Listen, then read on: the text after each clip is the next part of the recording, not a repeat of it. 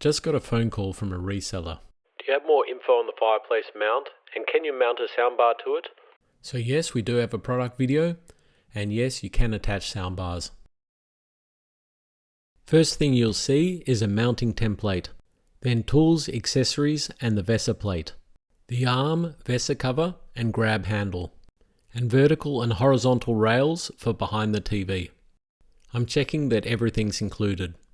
The part that you screw onto the wall plate, the bracket's arm, VESA plate goes behind the TV.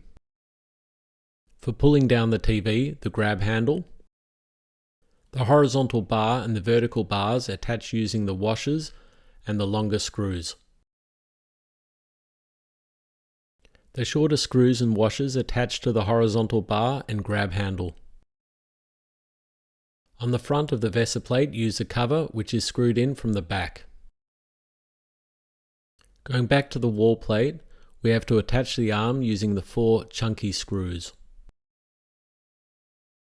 Here, here, here, and here.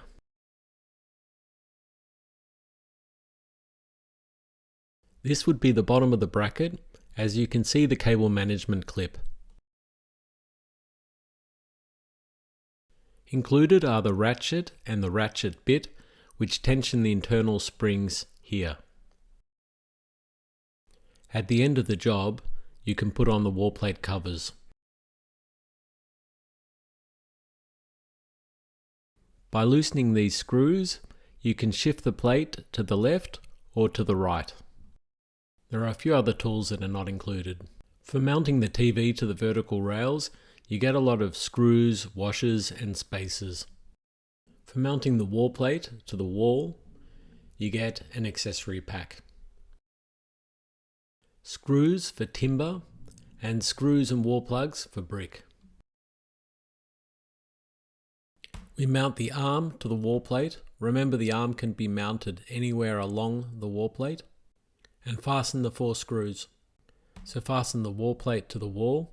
Remember, with wood, use a stud adapter, hit the middle of the stud and drill a pilot hole.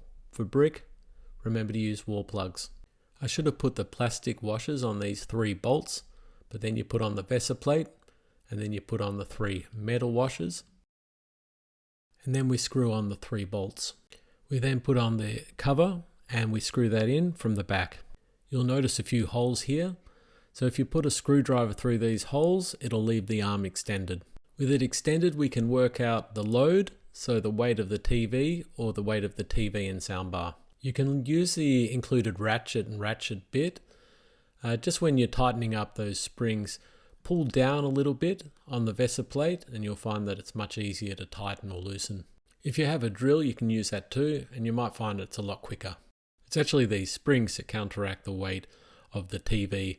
It works a little like a garage door. You have a big garage door, but you have tension springs, so a small motor is able to lift that garage door. So we attach the vertical bars and then the horizontal bar using the longer screws. We then mount the TV on top of the VESA plate. Then we close the locking clips and screw on the bolts. Using the Allen key and the shorter screws, we screw on the grab handle. The TV is obviously meant to be mounted higher above a fireplace, but we can see it pulls out and down, and then you can swivel it left and right. It's very easy to lift back into position. There's a 3 degrees left and right, which can't be locked.